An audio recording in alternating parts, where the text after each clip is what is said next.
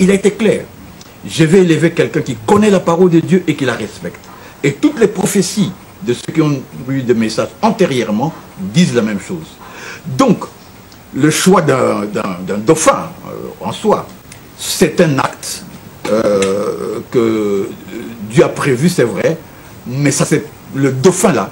Est-ce qu'il est réellement ouin pour jouer ce rôle? C'est ça qu'on va voir. Et justement, les gens se poseraient certainement cette question. Parmi la vingtaine de candidats retenus par la CENI, la Cour constitutionnelle, pour compétir à l'élection présidentielle, y a-t-il ces ouins parmi ces gens-là? Parce que l'événement sera messianique. Dieu ne peut pas donner sa gloire aux hommes. L'événement va dépasser tout entendement. Je vous donne des exemples clairs. Il dit, il y aura un deuxième Kimbangu. Même moi qui ne suis pas kimbanguiste, je ne suis jamais allé dans un culte kimbanguiste. Il dit, je vais susciter un deuxième Kimbangu. Mais ce deuxième Kimbangu viendra pour être le chef de votre pays.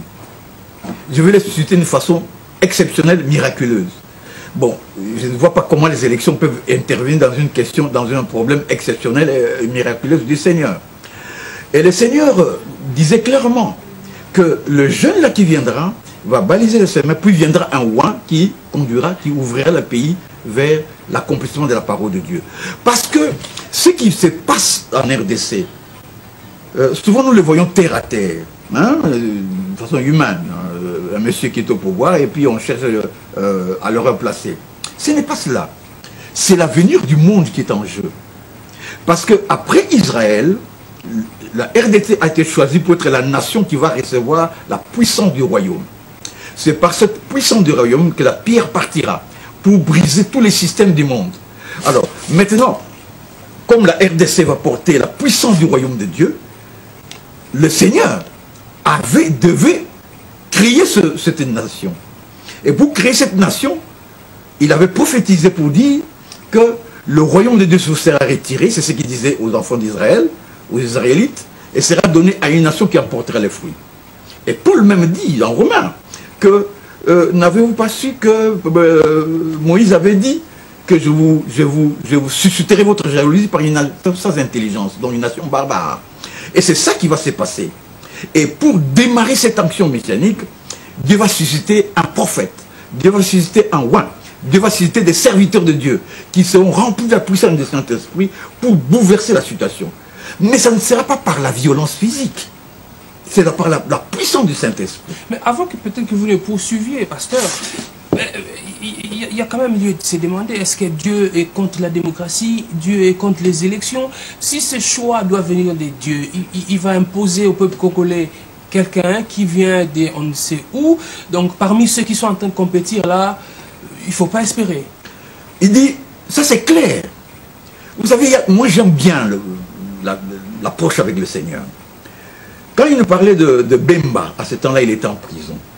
Alors je vis en songe, Bemba vous avez parlé oui, de Bemba. En 2009, Bemba vient d'entrer en prison.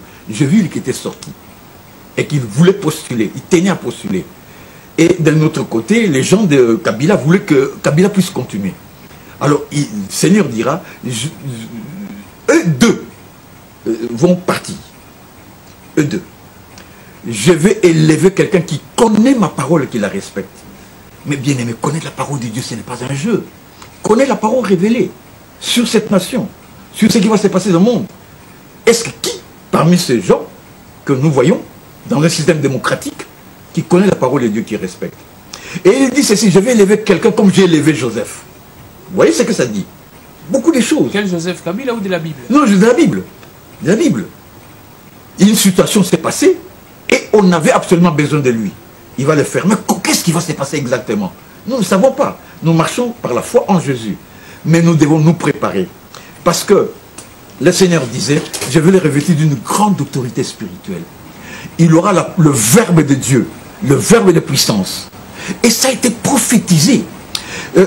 Bien aimé, pour dire que nous ne parlions pas en l'air. Moi, j'ai reçu les révélations. Alors, je demande au Seigneur, Seigneur, mais si moi je reçois les révélations, il y a d'autres serviteurs de Dieu. Le Saint-Esprit parle à beaucoup de gens. Beaucoup de gens sont venus me dire des choses qu'ils ont reçues même avant l'indépendance. Il y aura un chef qui viendra. qui sera Mémé, parce que il parlait en Kikongo, Mémé. Et ce Mémé-là va diriger le pays.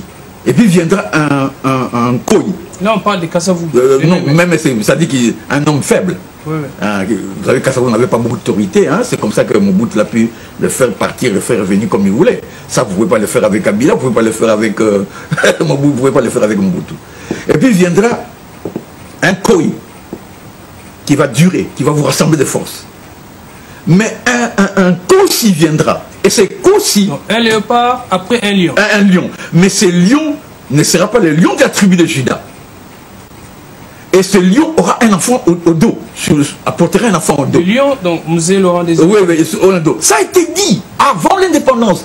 Beaucoup de gens ne font pas l'attention. Et je m'étonne même que les gens qui font des renseignements ici, la sécurité, ne savent pas ça. Ça a été dit. Ils ne sont même pas informés. Ils sont dans les soit inutiles, tout ça. Non. Un Kossi viendra. C'est un Kossi aura un enfant au dos. Et lui, avec son enfant, va régner. Mais après Senko, il viendra un prophète qui va faire introduire le pays dans un système christocratique. Maintenant, vous parlez de la démocratie. Bien-aimé. Dieu est-il contre la démocratie? C'est ça le problème, la démocratie. Bien-aimé, écoutez ce que me disait le Seigneur, 86. Je vais démontrer à travers le Congo, votre pays, les Zaïre à ce moment-là. Je vais le démontrer que ce n'est ni le capitalisme, ni le communisme qui sauve, c'est moi Jésus-Christ. Il va démontrer au monde que c'est Jésus-Christ qui a la parole. C'est Jésus-Christ qui a la vérité. C'est Jésus-Christ qui a le système politique parfait. Alors nous sommes l'instrument d'une démonstration divine. Vous comprenez ce que je dis? Ce n'est pas notre choix. Nous sommes l'instrument. Une nation devient l'instrument d'une démonstration divine. Cette nation a été choisie pour démontrer à Israël que lui, Jésus-Christ, qui était venu en Israël, était réellement le Dieu fait chair, était réellement celui sur qui repose la domination de tout l'univers. C'est pourquoi le projet de Dieu est clair. Paul le dit, afin que tous genoux fléchissent dans le ciel, sur la terre, et que toute langue confesse que Jésus-Christ est Seigneur, à la gloire de Dieu le Père. Ça, c'est le projet de Dieu. C'est pour tout l'univers. Mais le projet de Dieu, c'est que Jésus-Christ soit témoigné en tant que tel. Et pour être témoigné en tant que tel, il a choisi des serviteurs pour amener les gens à la repentance, c'est vrai, mais il a choisi aussi une nation, et c'est notre nation. Il y a quand même une crainte, pasteur, prophète, quand vous parlez de cet homme messianique que le Seigneur va envoyer pour la République démocratique du Congo. Y a-t-il pas risque qu'on assiste à la scène un peu similaire à celle qu'on a vécue en 97, hein, alors qu'il y avait des luttes entre Tshisekedi, Mobutu, tout ça, et puis il y a eu un Laurent Désiré Kabila qui est venu comme ça, et puis qui a pris... tous ceux qui sont en train de compétir aujourd'hui risquent d'avoir peur, mais qu'est-ce que cet homme est en train de dire? Apparemment, il y aura... Est-ce qu'il y aura vraiment élection? Ce qui s'est fait en 97, c'était une action voulue de Dieu, c'était comme on appelle onction permissive. Qu'est-ce que c'est une onction permissive? Dieu peut susciter un homme qui ne connaît pas la parole de Dieu et lui donne une onction permissive pour réaliser certaines choses. C'est ce que a voulu musée. C'est ce que moi, Kabila a une onction permissive. C'est à moi. Mais il a une onction permissive. Ce qui viendra, ce sera une onction messianique. Or, l'onction messianique ne vient pas avec la violence. Elle vient avec la persuasion du cœur. C'est-à-dire que Dieu va convaincre les esprits. Par quel événement va-t-il convaincre tous les esprits d'un peuple à dire c'est celui-là qui est porteur de la bénédiction de Dieu? Qu'est-ce qui va se passer? C'est ce que nous allons voir. Ça ne vient pas avec la violence, mais on vous accuse, vous, souvent, les pasteurs des églises des réveils, d'être à la solde du pouvoir. On dirait que vous lavez le cerveau de vos fidèles, vous voulez les empêcher de manifester quand il faut manifester. Quand vous parlez de la violence, là, vous voulez que les gens se taisent, même quand il y a des choses qui ne marchent pas dans les pays, que les gens restent dans leur maison, qu'on ne puisse pas hausser le ton. Bien aimé, nous ne nous comportons pas comme des païens. Ce sont les païens qui font ces choses-là. Ce sont les païens qui vont à la rue pour clamer, pour insulter les présidents, pour dire dégager. Ce sont les païens. Nous ne combattons pas ce genre de combat. Mais lisez la Bible. C'est parce que tout simplement nos bien-aimés ne veulent pas bien enseigner le peuple de Dieu. Le peuple de Dieu doit être bien enseigné.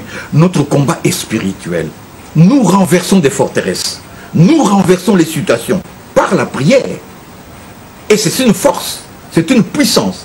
Si vous dites que vous êtes l'église de Dieu, que vous devez recourir à la rue, que vous devez recourir aux manifestations, vous devez commencer à vous balader à travers le monde, pour commencer à faire le lobbying contre votre régime, contre votre pays, auprès des autres. Ça veut dire que vous êtes devenus des païens. Vous agissez comme des païens, vous agissez comme eux. Laissez les païens faire leurs choses. Nous, nous sommes des enfants de la lumière. Nous n'agissons jamais par la violence et nous ne projetons pas la violence. Ça n'existe pas. Parce que le Seigneur nous l'a interdit. Dites-moi de la Bible, regardez comment l'Église a souffert. Même au temps d'Hérode, à quel moment le Seigneur a-t-il dit à ses enfants, mettez-vous dans la rue, commencez à réclamer, commencez à dire ceci? Jamais. Mais le Seigneur, par la puissance du Saint-Esprit, a amené un persécuteur comme Paul à se convertir et à commencer à prêcher Jésus. Les gens qui persécutent aujourd'hui la vérité, un jour s'élèveront et commenceront à prêcher la vérité. Il y a un groupe de leaders de l'opposition congolaise qui sont en Occident, et parmi ces leaders, il y en a même qui souhaiteraient carrément, il y a, disons-le clairement, le ministre belge des Affaires étrangères qui a déclaré dernièrement qu'il faudrait qu'avant qu'on aille aux élections, il faudrait qu'il y ait un dialogue entre le régime de Kabila et l'opposition pour que les élections se tiennent dans la paix, dans la crédibilité. Quel est votre point de vue d'homme de Dieu sur ça? Bien aimé, c'est parce que beaucoup de gens ne réfléchissent pas et ne prient pas. Si Dieu ne vous a pas oint pour quelque chose, il faut se calmer, il faut se taire. Le temps de l'onction permissive est terminé. Le dernier chef qui a l'onction permissive sur lui, c'est Kabila. Après Kabila, c'est l'onction messianique qui va jouer. C'est terminé. Le dialogue, je vous l'ai dit carrément, ça servait à rien. Parce que Dieu préparait autre chose. Nos frères qui, soi-disant serviteurs de Dieu, qu'est-ce qu'ils devaient dire? S'ils avaient l'œil qui voit plus loin, l'œil prophétique, ils devaient dire à la classe politique ceci: préparez-vous, il y a un événement qui vient. Vous les autorités, rassemblez les populations, rassemblez les politiques, élevez Jésus-Christ comme le souverain suprême. Élevez Jésus-Christ comme le souverain suprême. Il vient. Vous savez la parole de Dieu, hein? Parle d'un roi qui était parti, puis il a laissé des gens les talents. Mais à la fin, il dit, faites venir devant moi ceux qui n'ont pas voulu que je règne sur eux. Faites très attention avec cette phrase. Tous les gens qui s'opposent à ce que Jésus-Christ règne dans ce pays, tous ces gens qui ne veulent pas que Jésus-Christ soit élevé comme le souverain suprême d'une façon institutionnelle, bien aimés, ils vont rencontrer le Seigneur. Et ils sauront que les prophètes avaient dit la vérité. Où placez-vous la laïcité de l'État consacrée par la Constitution? Bien aimé, lisez la Bible. C'est la Bible qui a dit l'histoire avec beaucoup de précision. La Bible prophétisait sur Babylone, sur le Perse. La Bible prophétisait sur Rome. Et que Rome va se diviser sous forme de pieds d'argile et de fer. Des pieds d'argile et de fer. La Bible parle d'un royaume qui sera suscité, qui va venir bousculer tous ces royaumes de la pierre. La Bible a tout dit. Mais la démocratie, c'est tout simplement, c'est une cabale de mensonges. C'est le mensonge. On dit que les États-Unis, c'est un pays démocratique. Vous avez vu comment, quand il y a eu la crise, où on arrachait les maisons des gens, comment les gens ont souffert dans un pays démocratique, hein? C'est que la justice qui se passe au niveau des banques, dans un pays démocratique, c'est un truc de mensonge. Mais vous qui voulez imposer les règnes de Dieu ici, on risque de vous accuser d'extrémisme. Vous voulez annuler la laïcité de l'État. Bien aimé dans le Seigneur, il n'y a pas un roi aussi bon, aussi juste, aussi tolérant que Jésus-Christ. Lui, il est le souverain suprême. Jésus-Christ est celui qui vient et qui ne persuade pas par la force. C'est par le Saint-Esprit que Jésus-Christ persuade les hommes. Moi, le Seigneur Jésus-Christ ne m'a pas appelé par la force avec une chicotte. Il m'a persuadé de le suivre par la puissance du Saint-Esprit. Et c'est ça qu'il va faire. Et quand les gens vont vivre, voir que la vie avec Jésus est une vie de paix, de grâce, les gens vont suivre Jésus-Christ tranquillement. Mieux vaut être avec le Seigneur et vivre la paix. Et il a dit, quand ce temps sera manifesté, vous allez vivre dans votre pays une paix véritable, une sécurité véritable, une prospérité véritable. C'est que nous n'avons pas encore.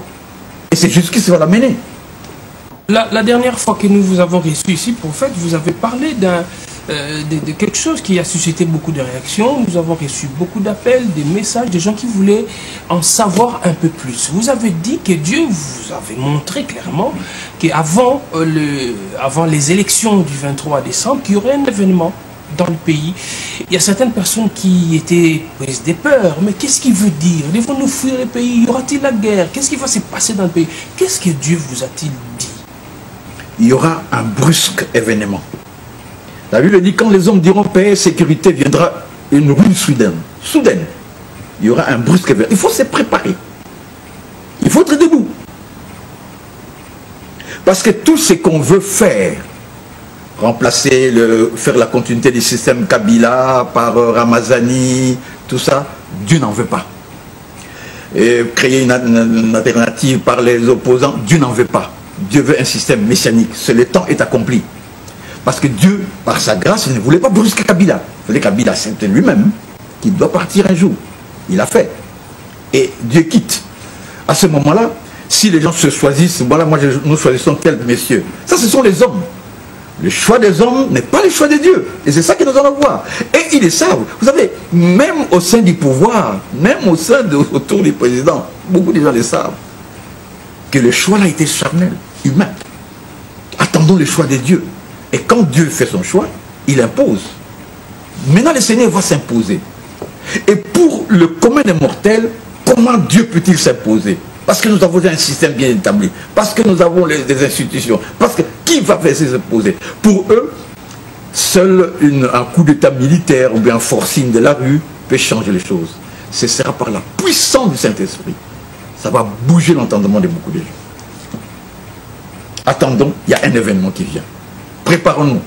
Et je demande à tous les chrétiens, ceux qui veulent vraiment, ceux qui savent vraiment, et ceux qui le disent, de venir nous rejoindre et de commencer à prier. Comment justement doivent-ils se préparer à cet événement? Mais il faut commencer à prier. Abandonner la franc-maçonnerie, abandonner les fétiches. Beaucoup vont mourir. Beaucoup vont mourir. Vous savez, moi, je vous le dis, je parle avec pincement de cœur. Je ne veux pas, avec beaucoup de compassion pour la famille du gouverneur du Bas-Congo, Papa Mbad. Le jour qu'il inaugurait ces bâtiments-là, le gouverneur provincial, il a fait rentrer le président de Kabila dans son bureau. Et dans son bureau, derrière lui, il avait mis des idoles. Hein, c'est pas moi, des anges, des trucs, tout ça. L'idolâtrie pure. Et moi, quand j'ai vu ça, je dors la nuit, le Saint-Esprit dit, voilà cet homme qui adore les idoles. Vous allez voir que je suis, ça sera un exemple pour lui. Je vais les retirer de son monde. De telle façon que quand le président de la République regardait ces idoles, le président de la République a un peu souri, poliment, enfin. Des idoles, c'est pas moi, c'est pas des anges, de tout ça, des idolâtries. Tous ceux qui sont dans l'idolâtrie, tous ceux qui sont dans la magie vont rencontrer le Seigneur. Je vous le supplie par la compassion de Jésus. Je vous le parle, je vous le dis. Abandonnez la franc-maçonnerie, abandonnez la rose-croix, abandonnez tout ce qui est impur, abandonnez les forces maléfiques, les fétiches, parce que Dieu va raser complètement. Voulez-vous dire que ceux qui vont résister, qui n'abandonneront pas, ils seront frappés par Dieu? Moi, je vous dis ceci. En 2002, le Seigneur me dit, quand le prophète, quand le temps du prophète messianique viendra, tous ceux qui ne viendront pas se repentir, qui seront dans les fétiches, ils ne viendront pas se repentir avec action de grâce, vont mourir. Et ça ne va plus, ça ne va plus, mais ça va se faire ainsi. Beaucoup de gens vont mourir, parce que nous sommes un pays racheté par le sang de l'agneau. Vous savez, quand Jésus-Christ était en Israël, ce pays n'était pas encore créé. Mais pour que le royaume de Dieu soit donné à une nation, il fallait qu'il crée une nation. Cette nation a été créée par le sang de Jésus, par le souffrance de Jésus. Parce que la promesse était pour les Juifs. La promesse n'était pas pour nous. C'était pour les Juifs. Mais pour que la promesse nous arrive, il fallait un sacrifice. Et c'est le sacrifice de l'agneau qui a été donné. Les souffrances de Jésus. Pour que la terre puisse recevoir le sang de l'agneau. Et que quand la terre va recevoir le sang de l'agneau, qu'elle puisse créer une nation. Vous voyez comment cette nation a été bâtie. Beaucoup de gens ne font pas attention. Alors Dieu a donné l'onction permissive à un monsieur qu'on appelle Léopold II, qui par sa cupidité croyait avoir beaucoup de gens, mais c'est pour créer cette nation. Et il a donné un forcing, un assoiffement de pouvoir à Mobutu par exemple, pour seulement réunir ses peuples. Et beaucoup de gens sont morts à cet effet, pour que cette nation reste intacte. Parce que c'est la nation dans laquelle les gens font se réunir. Bien-aimé, mon frère, il y a des prophètes indiens. Un prophète indien de l'Inde, qui était avant un gourou, tout ça. Et quand il était en train de méditer, il est rentré en contact avec la puissance de Jésus-Christ. Il a cru au Seigneur. Il a commencé à prophétiser sur ces pays. C'est le pays que j'ai choisi. C'est mon pays, c'est mon territoire. C'est là où je fais résider ma puissance et ma force. Et pour que Jésus-Christ vienne s'asseoir pour diriger ce pays, pour convaincre les Congolais, si vous n'êtes pas prêts, il va le faire de gré ou de force. Parce qu'il a donné le temps aux gens. L'évangile a été prêché, les prédications, les radios, les délivrances. Il a été tout donné. Nous avons reçu beaucoup.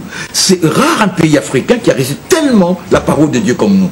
Mais justement, les gens se demandent, on parle des dieux en RDC, du matin au soir. C'est pas aujourd'hui que vous, les hommes de Dieu, vous avez commencé à nous dire que Dieu a choisi ces pays. Mais pourquoi les gens continuent à croupir dans la misère dans ces pays? Bonne question, mon bien-aimé. Écoutez ce que Dieu dit en 84. Tant que les autorités de ce pays n'accepteront pas d'élever Jésus-Christ comme le souverain suprême de cette nation, la situation économique et sociale ira de pire en pire. Vous ne pouvez pas enlever la parole de Dieu. 84, nous sommes toujours dans la misère. La seule condition pour nous, bien aimés, ils peuvent faire les plans économiques, ils peuvent faire les alternatives, celui-là vient, celui-là le répare. Nous n'avons qu'une seule condition, notre salut est en cela. Pourquoi? Parce que nous avons été rachetés par le sang de l'ami. Nous devons élever Jésus-Christ comme le souverain suprême de ce pays. Si Kabila ne le fait pas, vraiment, si je dis c'est tout un pincement au cœur, si réellement il le fait, il en sortira tête haute. S'il doit le faire, comment devra-t-il le faire? Il doit passer à la chaîne nationale, dire à tout le monde que j'élève Jésus sur la nation. Comment il doit le faire? Il doit se faire violence. D'autant plus que lui-même, il s'est dit aussi chrétien. Oui, il s'est dit aussi chrétien. Un homme qui se dit chrétien. Beaucoup de gens disent chrétien. Mais c'est rare de le voir citer le nom de Jésus. Même dans leur discours. Très rare. Oui, des chrétiens. Mais ici, Dieu, que Dieu... Mais citez le nom de Jésus. Reconnaissez la souveraineté de Jésus. Vous tous les politiques, réunissez-vous. Réunion solennelle. Nous reconnaissons que Jésus-Christ a racheté cette nation. C'est sa nation. Et nous l'élevons comme le souverain suprême de ce pays. Auront-ils le courage de le faire? Nous les regardons, parce que s'ils ne le font pas, Dieu va susciter ses serviteurs qui viendront le faire. Pasteur, les choses que vous êtes en train de dire, quelqu'un peut se demander, mais il est dans quel monde ce qu'il est en train de dire là? La réalité est tout autre. La politique est en train de bouger, mais il nous parle des choses spirituelles qu'on ne peut pas saisir physiquement comme ça. Mais lisez la Bible. Lisez la Bible. Rome a existé. Perse a existé. La Grèce a existé. Et tout a été prophétisé. On a parlé que un enfant nous est né. Un fils nous est donné. Et la domination reposera sur nous. On l'appellera. On l'appellera le Père éternel, le Prince de la paix, le Dieu puissant, l'admirable conseiller. C'est lui qui a reçu l'autorité. Jésus, qu'est-ce que il dit? Tout pouvoir m'a été donné dans le ciel et sur la terre. Dans le ciel et sur la terre. Maintenant, le Seigneur veut régner dans une nation. Il veut se révéler à travers une nation. Vous allez l'empêcher? Lui qui a tout pouvoir dans le ciel et sur la terre. Qui peut résister au Seigneur? Le Seigneur Jésus-Christ va faire la démonstration devant le monde entier, à travers cette nation, que c'est lui qui est le roi des rois, le Seigneur des seigneurs. Il sera monté sur son cheval blanc. Le cheval blanc, c'est quoi? Ça peut être une nation, ça peut être un homme. Il s'appelle la parole de Dieu. La parole de Dieu n'est pas dans les airs, elle est dans un homme. Un homme sera manifesté. Le Seigneur va susciter ses serviteurs dans ce pays. Et ces serviteurs qui vont te susciter, les savent. Quand ils vont m'écouter, ils les savent. Ils vont t'écrire, ils vont te dire, monsieur le journaliste, ce que ce monsieur dit, c'est vrai.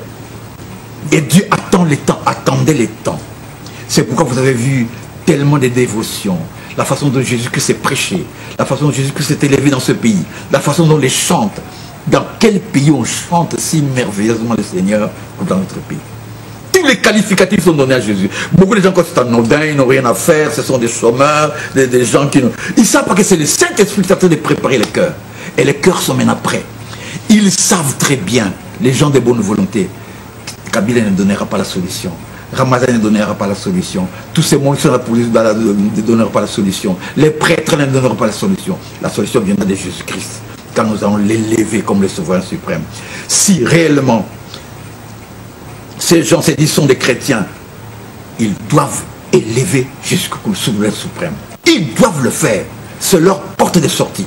Il n'y a pas d'autre porte. Et je le dis ceci. S'ils ne le font pas, bien aimé, le Seigneur dit sa parole. C'est lui qui me régnera devant les hommes. Moi, je régnerai devant mon Père. Dieu va tous les régner. Et ils vont voir, Dieu va tous les régner.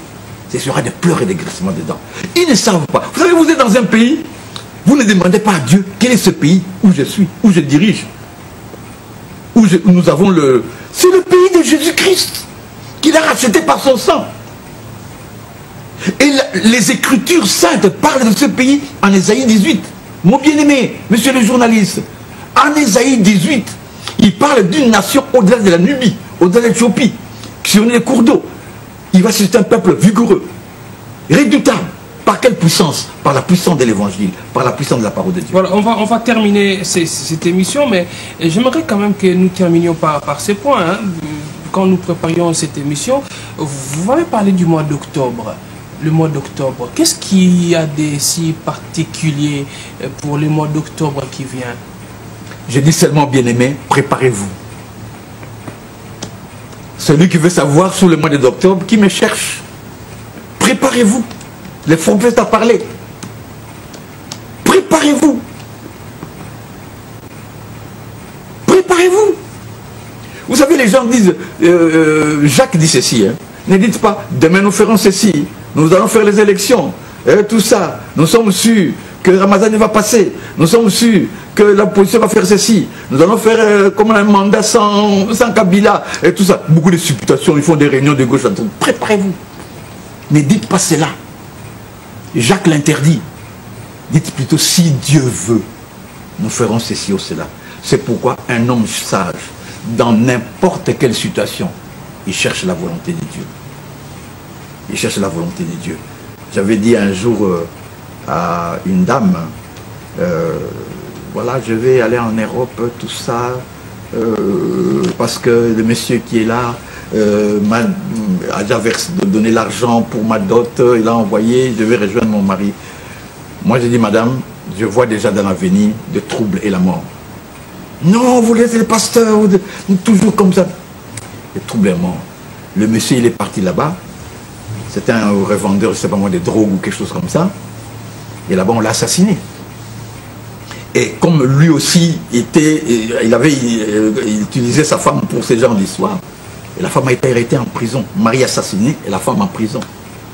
C'est bien beau hein, quand on ne veut pas écouter les prophètes. C'est bien beau. Écoutez les prophètes, écoutez l'indicine du Seigneur, parce que nous le faisons et les gens le savent. Parce que vous avez tout à l'heure que nous sommes de pouvoir. Allez demander à M. Caleb qui dirige la sécurité, est-ce qu'il me connaît? Allez demander au directeur du cabinet, est-ce qu'il me connaît? Il m'a déjà vu dans son bureau. Allez demander, c'est pas moi, aux gens du PP, est-ce qu'ils me connaissent là-bas?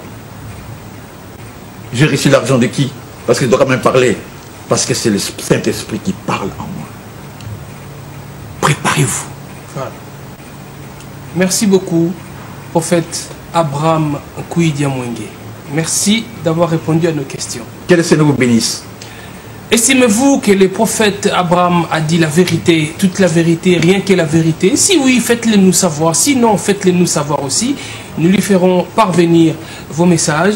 Merci à vous de nous avoir suivis. On se retrouve au prochain numéro.